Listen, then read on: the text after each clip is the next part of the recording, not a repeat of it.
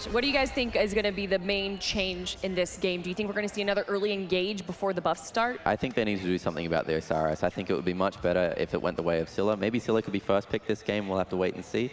But that was my main issue. And I also don't think they should be putting as much bans on these hunters. I think put the bans in the solo side, jungle side of the map. Mingyu is a comfortable player. He can deal with whatever comes at him. If it's an AMC, so be it. I think give Kayo the easier job. Well, let's find out what these players do pick for their gods, everyone. Let's get into game number 2, picks and bans. It's Nocturns versus Scylla Esports. Would definitely prefer to see a shift in direction, though, for Scylla. They really do have a phenomenal hunter player to fill in that long lane role, and Mingyu's probably going to be comfortable in whatever he's handed. Whether he has to play against the AMC or an Uller, I don't think that really matters to him because he is proficient enough to know how to properly handle that kind of situation. Yeah, in that game that we saw, I don't think Mingyu was really the weak link there. In fact, I think it was the team engagements that he felt that he needed to jump into kind of threw him off. Exactly, yeah. The biggest issue here is they need to fix the solo side of the map in the early game and mid game, so Mingyu can come in and carry his team into the Isn't that game. the story all the time, though? It's just so much focus in the solo lane until we get to the mid game. It is the current meta, but I think Scylla's job now is to fix that and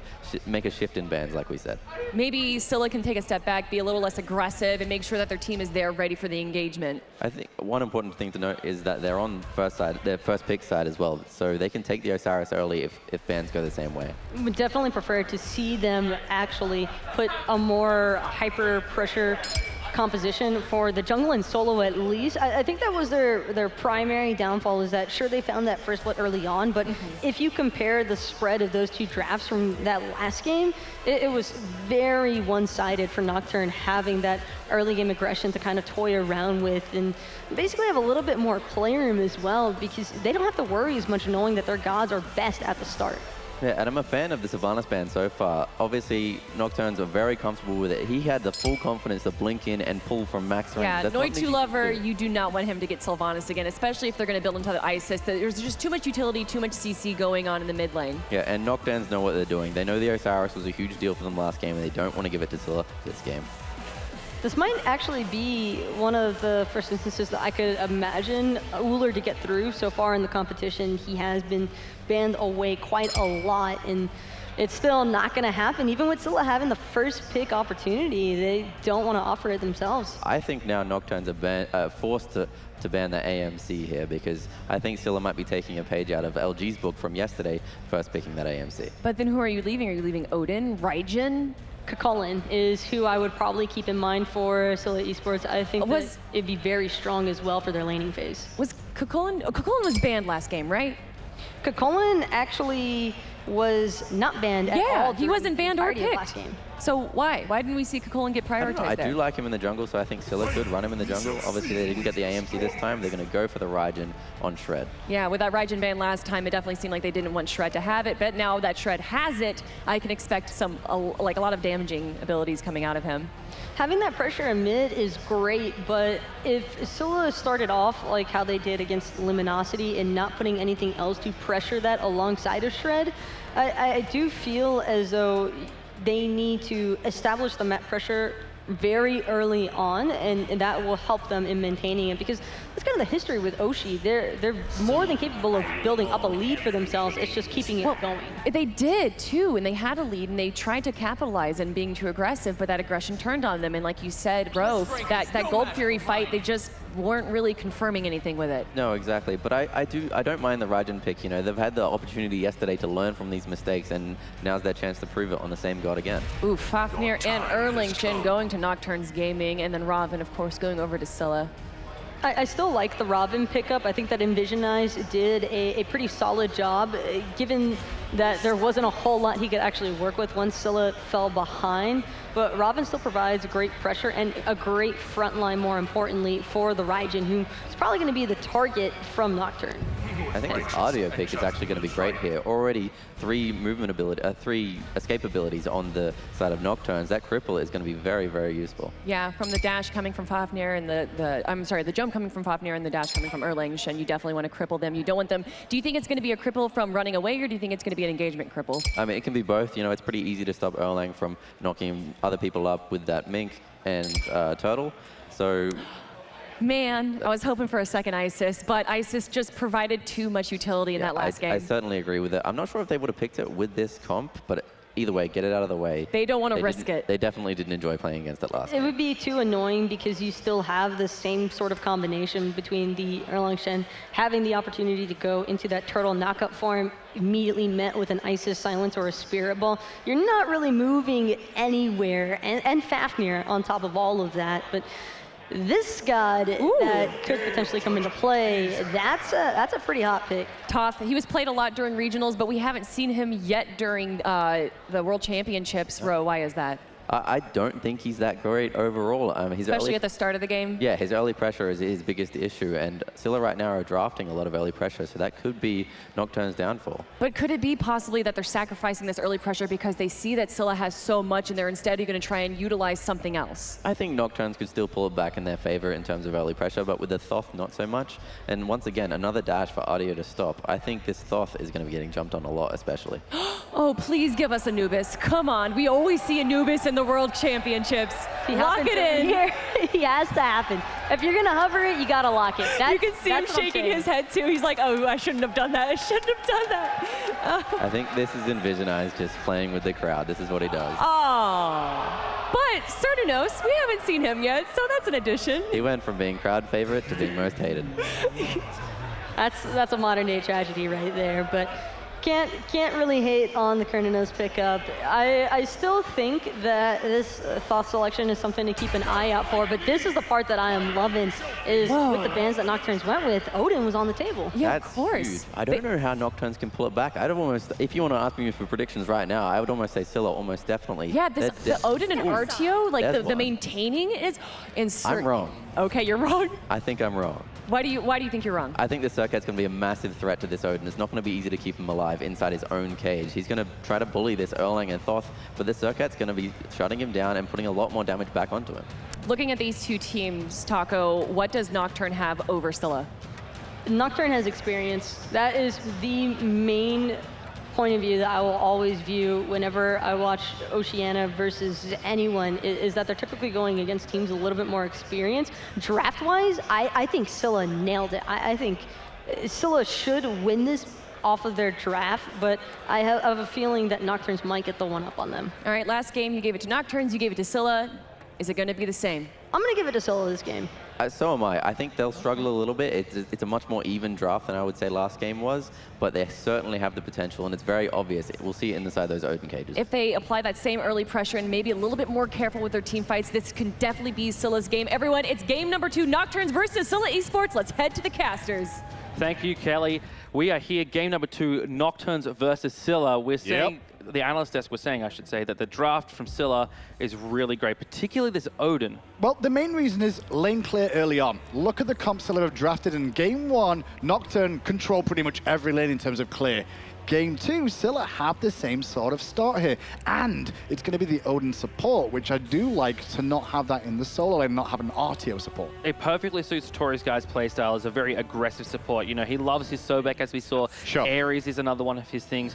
This is one of the first times I think I'm seeing him on Odin support, so this is really showing some of his diversity now as a support. Mingyu spots out Noitulover there on the left-hand side. So going more in depth now, Xshed and Mingyu should get pressure in this mid wave quite easily. 2 damage dealers first of all, and Raijin and Cernunnos at that. They will clear up nice and quick against a Thoth and a Fafnir, specifically if they do block that Fafnir hammer for free. And we see Odin just going to be able to go ahead and get a lot of damage on this mini wave here early. Left alone, this right-hand side is where all the action was last time, and we can see the 2-on-2s happening there again. Yeah, the right-hand side is actually beat down City right now. As you can see, SmiteVOD getting a little bit lower at the start, and you'd expect that because, you know, Ravana and Artio should generally win that matchup against the Serqet and the Erlang Shen. Early invade here from both Mingyu and xShred going for the red buff. They just get the small minions away there, and Zaionsix goes and confirms that the buff is still there. But still, Scylla playing a little bit more aggressively in terms of their rotations this time. Last time they got an early lead from the first blood and didn't really make it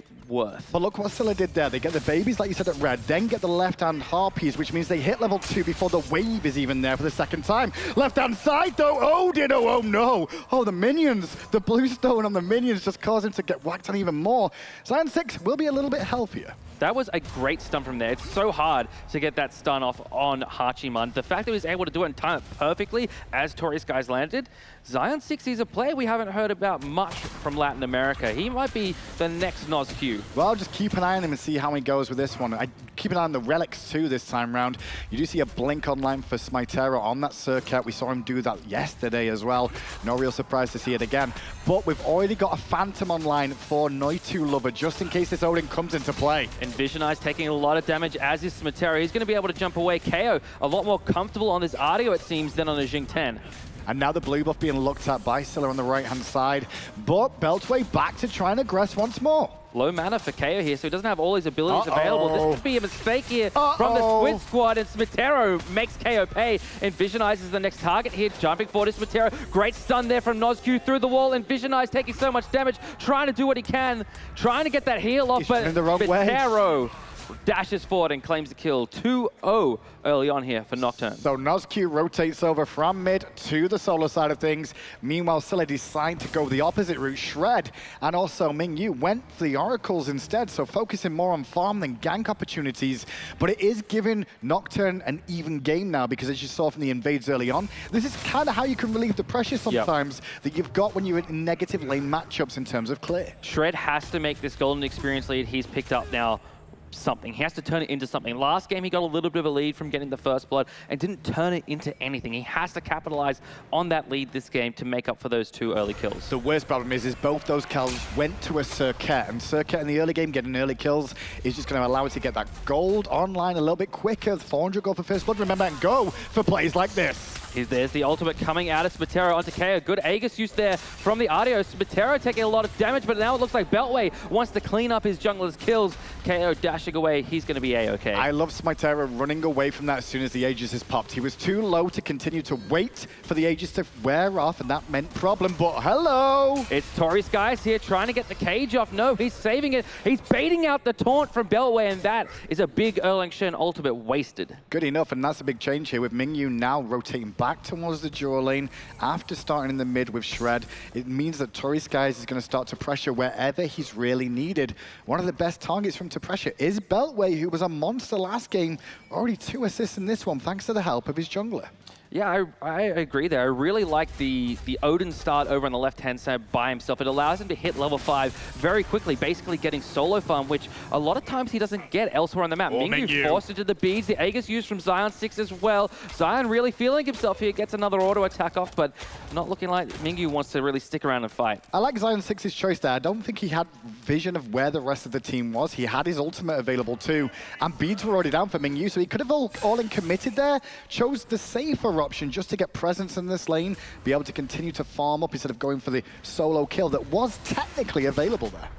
Speed buff and blue buff secured here by Scylla. We saw SmiteVOD peek his head around the corner, try and get a cheeky steal away like we saw Mars do yesterday, but it was not to be. And now with the situation here, with Nocturns now getting kills on this right-hand side, it means that, you know, presence on this side of the map is definitely in favor of Nocturns. So Scylla have to look elsewhere. And the problem is you just saw that trade between Zaionsix and Mingyu that went against Mingyu. And now there's pressure in mid once more. Envisionise getting ulted there by SmiteVOD. He's forced to ult away, so an ult for an ult trade there, but it means that SmiteVOD and Beltway are able to clean up these fire elementals, and again, just building up the golden experience lead for this Serqet. Yeah, SmiteVOD on this Serqet, we saw him yesterday, he looked good in it there, and he's doing the same sort of business once more, looking to continue to pressure both mid and this solo side of the map, just continue to allow Beltway to farm up to that point where they're going to ignore the Erlang Shen, and then that's going to cause them so many more problems. Scylla, though, they need to potentially start looking at trying to set up some baits and traps in the jungle, using these Odin cages, using these taunts and the boars for the side of them. This is where Odin's strong. Torreyskiez blinks in. Phantom pop now by Nocturns. No ultimates used by them. Both Noitulover and Nozq are able to get away. But I like that timing of that engagement coming out there from Torreyskiez. Reason being, hang on a second, piggies are not going to be available this time. The man fight is on. There's no relics for either of you. Who's going to win the trade? Mingyu comes up big, and the reason being, if Zaionsix would have stood in the... Oh, no. Goodbye, Ming. Fafnir to the rescue. That's great. That's great there from Noitulover. Kayo in a little bit of trouble here as well. Forces the Aegis, gets cornered in by Beltway, and Beltway cleans up the kill on the solo laner. Biggest issue for that solo kill there, Mingyu should not have won that. Just want to point that out. First of all, what happened is Zaionsix wasn't stood on his banner. If he stood on the banner, he would have had a bit more auto attack speed, would have found the autos, but he stood in the nasty brambles of Mingyu, and that was enough to bring him down. He was too overconfident. He's like, I have enough damage that I can clean him up before these brambles will kill me. He's going to miss auto attack. But every ADC thinks that I've got this, and you need it to play ADC at a competitive level. But now I'm excited to see what happens next round. Those two go back to the duo lane to see each other once more, because those relics will be available again. They're both up at exactly the same time. We'll see how those trades continue. But it's 4-1 to Nocturns, and Zaionsix got the better of Ming there. Shred jumping away. Torreyskiez actually is the one that's stunned out. Uses that Raven shield. He's going to be okay. Envisionise rotating in here. We haven't seen too much out of Envisionise this game. He hasn't been very aggressive on this Ravana, which you kind of need to be. This has always been the issue I've had with Ravana jungle throughout the whole year, realistically, is that Ravana is very, very strong at going aggressive early. But if you're just going to try and farm up with him, you have to make him work at some point. And your clock is starting to run out before he just becomes another frontline warrior that's going to cause problems. You can engage a lot earlier on, but because he's been behind against SmiteVOD early on, that first death of his caused him so many problems. It's just kind of made this warrior a little bit more lackluster in the early stages. We're still in the early stages right now, but as we head towards the late game, whose team comp do you really see having the advantage? When we get to the real late game, I mean, you've always got to take into account Nozq. We saw his snipes last year, and this is Thoth. It's another god with a great long-range snipe. Can he make that final judgment work for himself?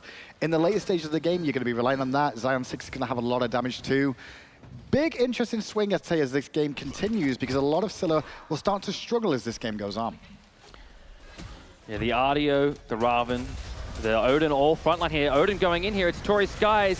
Noitulover going to turn into the Dragon. Phantom popped again. They're looking for Shred. Shred taking a lot of damage. Final Judgment comes out and SmiteVOD goes in, but he misses Shred. Shred, though, still going to get cleaned up by Beltway, and Torreyskiez going to fall down. Double kill here for the Erlang Shen. In goes Envisionise. He takes a lot of damage, and then he bails. So I saw SmiteVOD and went, no, he missed the free kill. And he was like, no, he trusted in Beltway coming in the back going, oh, thanks very much for that free kill. That'll give me one. Meanwhile, it means they can get a second kill because of that, because they commit to the backline instead. And that is fantastic play from Nocturns, working so well as a unit. That's great teamwork, great trust and chemistry there between this Nocturns team. The core three of which, Nozq, SmiteVOD, and Beltway, have been together for so long. They're all three names that we know. And you can see the amount of pressure that Nocturns put on that right-hand side of the map. They are playing around the three that know each other so very, very well. They've left Zaionsix in this, dual lane just to do his own job. And Noitulover seems like a fantastic addition. He's played very well on the Scylla.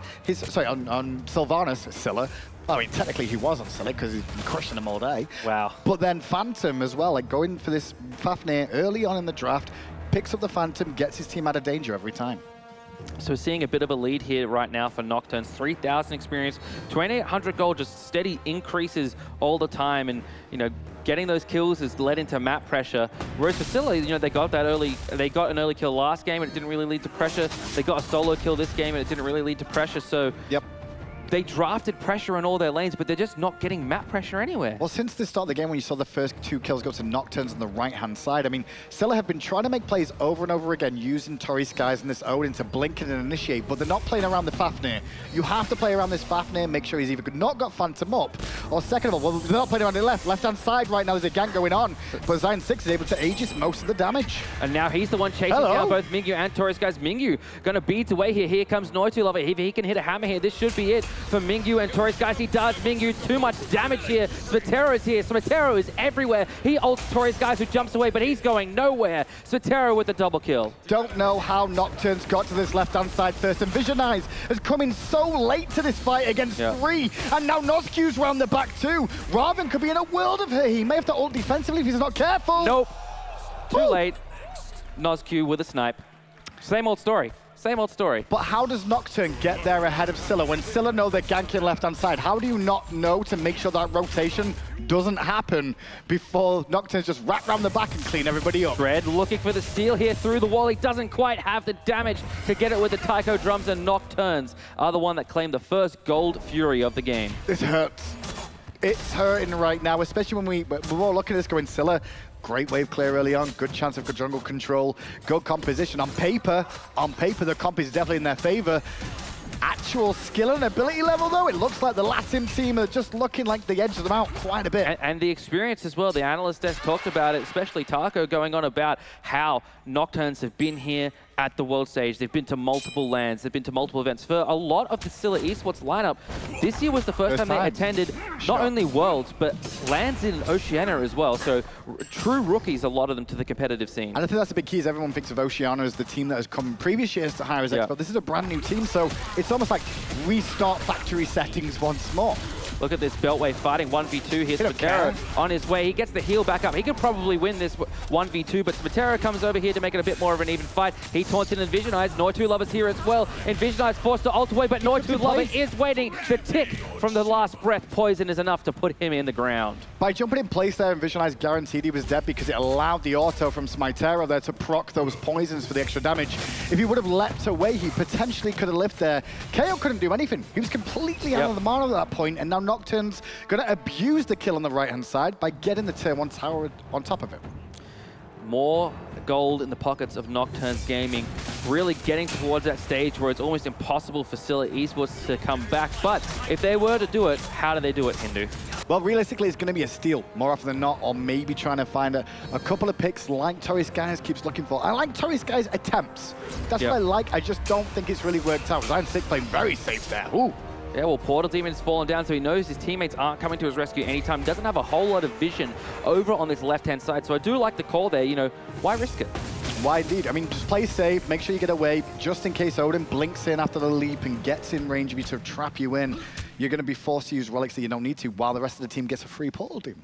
Works out well. Exactly right. We said earlier as well, Hindu, that a Serqet with a bit of a lead can play havoc, and that's exactly what Smatero has done.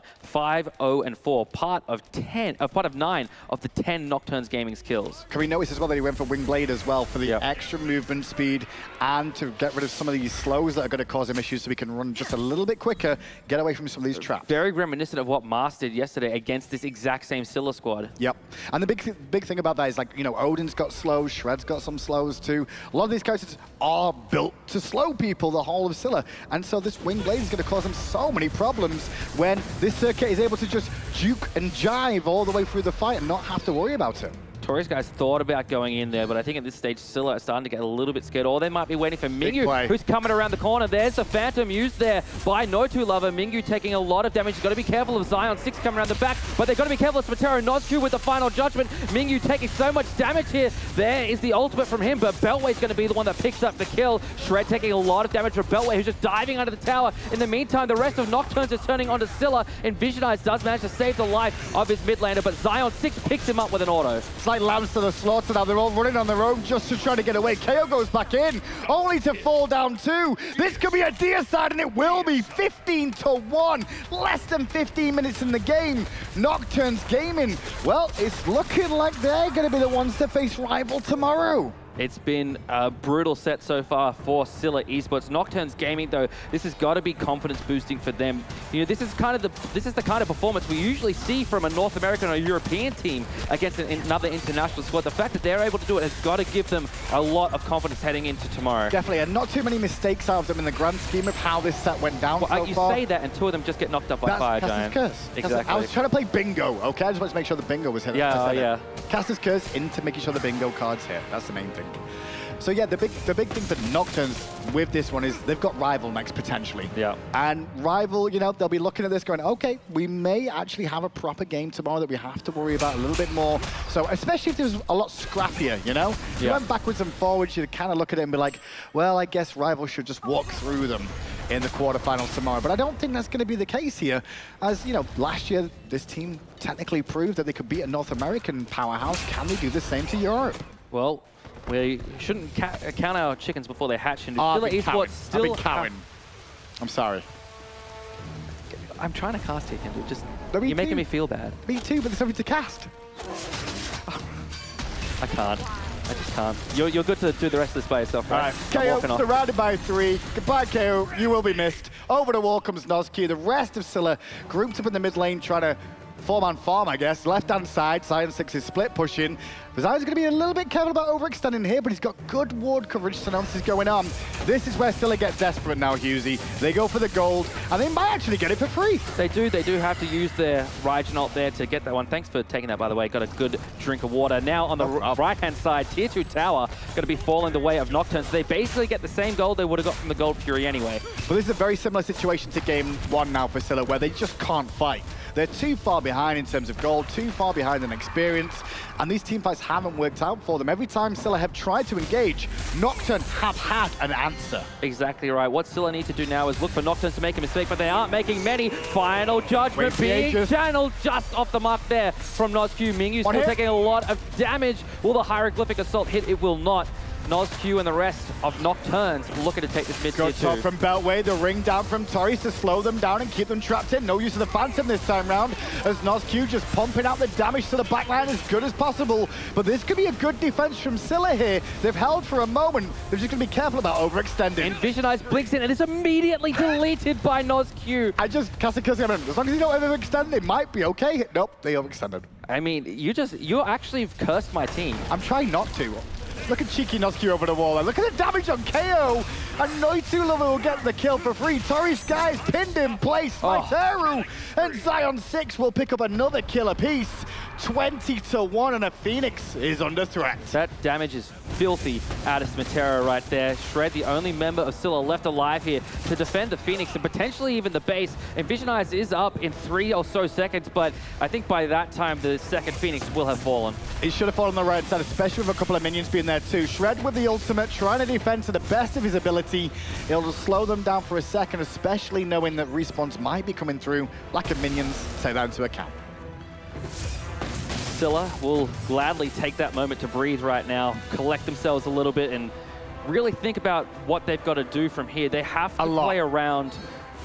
Exactly. A lot is the short and sweet way to put it, but they also have to, as I said, they have to look for a Nocturne's mistake, and they nearly caught them there. You know, Nozq was a little bit too quick on his Aegis, and Torreyskiez got some damage off, and if they were able to focus that target, they could have potentially found a kill right there. So it's it's so crazy that it's just kind of those really little things that are the difference between, you know, a 20-1 team. Sure. And the one thing I do love about this Scylla Esports team, though, is their attitude towards the game and themselves in general. They're here to have fun. It's their first year here, and they look like there will be a team that will learn a lot from this experience and be happy to go again. You know, like, don't get too down on yourselves about having an underperformance here. There's not much you can do at this stage of the game apart from work out what went right, how do we correct things going into the next Season 5. Well, Mingyu falls there. He's going to be down and out for about 40 seconds. Right-hand side Phoenix was saved last time by Shred. He's just laughing away in the bottom left-hand corner. He's got a smile. How have you got a smile on your face and you're 21-1? Well, make that 22-1 as Smitero picks up Kayo. That was rude. Right-hand side Phoenix looking like it's going to fall down. Torreyskiez gets the cage off just to try and trap Nocturnes in, but they're happy to be trapped there right now because that's right with their target. Well, this could be a good one for the stat lines for Nocturns Gaming as it's going. Envisionise will jump into the air. Not necessarily in joy, but in defeat here as Nozq picks up one more. Torreyskiez gets back to the fountain. But Latin America, they're going to make it. They're taking down the Titan right now, and tomorrow they're going up against the Titans of the European scene in team rival. It's only Torreyskiez trying desperately to defend here. Mingyu's come in as well, but Nocturns Gaming should have this bar any kind of massive upset here. Zaionsix is going to pick up a double kill just to end it. Hey, there we go. They got a kill. They got a kill. They got a kill. Didn't catch it on camera. Congratulations, Nocturns. Day 2 awaits. Very great performance there out of the Latin American Nocturns Gaming. And like I said during the cast, that's typically the performance we see out of a North American European team. Team rival, they're the #1 seed coming into this World Championship, but there's a lot they can learn from this game. There really is so much for these guys to take away and learn for Scylla. Nocturns, though, will go back, review the tape of what went right and wrong. You know, the draft situation wasn't the greatest for them, but they played it very well. They played it very well indeed. And speaking of reviews, let's throw it over to the analysts so they can tell us what they saw in this game. Thank you so much, Hughesy. We're here at the Alienware Analyst Desk, and man, game 1 seemed a bit more even, but game 2, I mean, besides the last kill at the end, it was like 22-1.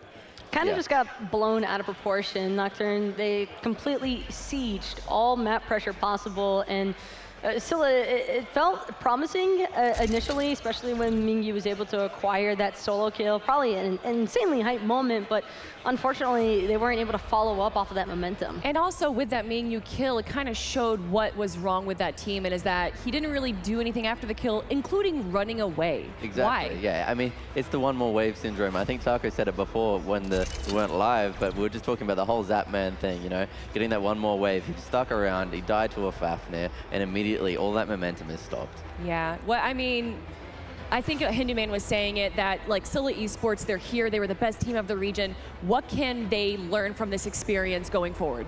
They just carry this, all these matches that they had the opportunity to play, and they just take it back home and continue working on their own craft. I think that there is a lot of promise among these players. The same thing can be said for pretty much all of the Oshi players that have come through here. There's always so much potential. They just need that little bit extra bit of international experience. And for Oceania, I mean, it's obvious why that's difficult for them to acquire, but I think that there's still a lot to be seen from them in the future. Ro, do you feel like there was a star player on Nocturns? I would say Smitero, especially the last game and this game. I think the very late Serqet pick was crucial. I mean, you saw me react after. I thought the Odin pick was going to be the biggest pick of the game, and then immediately the Serqet to counteract it. That's right. You guys were saying that it looked like it was in Scylla's favor, the picks and bans, until that Serqet came out. Yeah, I mean, I still like the draft overall, but that Serqet was definitely the thorn in Scylla's side. I would 100% still favor Scylla's draft over Nocturnes, but Nocturne just played it so much better. Their execution felt almost flawless at times, and especially that synergy between Zutero and the rest of his team that had a really great combination with the taunts, and on top of that, the ultimates. I think the only time that his Serqet ult wasn't being followed up by somebody else was if his teammates were a little bit off the mark, but the kill was still pretty much guaranteed every time. Yeah, and I think it was a great pick because if they're going to try to take the attention away from Mingyu, where they're going to struggle because Mingyu's such a great player, and focus on the solo side of the map on Kayo, then a Serqet is a great way to kill a Guardian. Yeah, I want to talk a little bit about Nozq at the start of the game. Fantastic rotations. Yeah. Why don't we see more mid laners? Usually it's the support rotating over to the solo lane, but that mid laner pressure. Normally you wouldn't get that opportunity. I think it was more on Scylla's fault for really overstaying their welcome. They stayed near the blue buff for a little bit too long because Kayo was on one of the Erlang chain I think he was hitting, and while Envisionise was trying to kill the blue buff, and this is early game, it takes a little while to kill these buffs, and they overstayed their welcome. Nozq was actually able to do mid camps, damage, shred, and then rotate. So that's how long they stayed and died for it. But although they won this game today, I'm sure they're feeling good. They're going up against Rival, the #1 seeded team from EU. Taco, how do you think that's going to fare? That's going to be an exciting matchup because now they really get to see just how far along they've come. Not even from their region and talent just within their own region, but just at Worlds. You'd be surprised how much teams can actually progress once they're here because you're almost being introduced to a completely, there's always the land meta that becomes a heavy factor. And let's not forget, you mentioned it earlier as well, they're riding on momentum now. They can really take this into tomorrow. They can look back on what happened today and go towards Rival and really take what they can to them. I mean, I don't know if anyone's really saying that they can beat Rival, but we can definitely see a game taken off of them. And especially, we talk about this, these teams that get to play in day one, they actually get to like practice a little bit, they get to work a little bit. Having Rival not play these last few days could be a detriment to them. It could be, yeah, they could be a little bit cold on their feet, but at the same time, they've seen everything Nocturnes have done. So they're prepared while as Nocturnes are warmed up. All right, guys, we got an interview ready with Beltway. Let's head over to Gabriella. Keep it general then. Hey everybody, here with an interview with Beltway, who just had a wonderful victory with the rest of his team. So first things first, how does it feel being here at HRX? I know we were just talking about how excited you are. I'm really happy to be here. I mean, I wish every day, hoping to be here, and finally I got it, and it's incredible.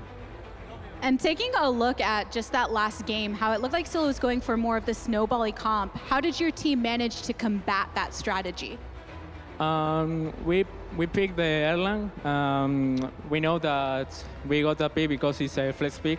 Initially, we wanted to go with Erlang jungler when they picked the Odin.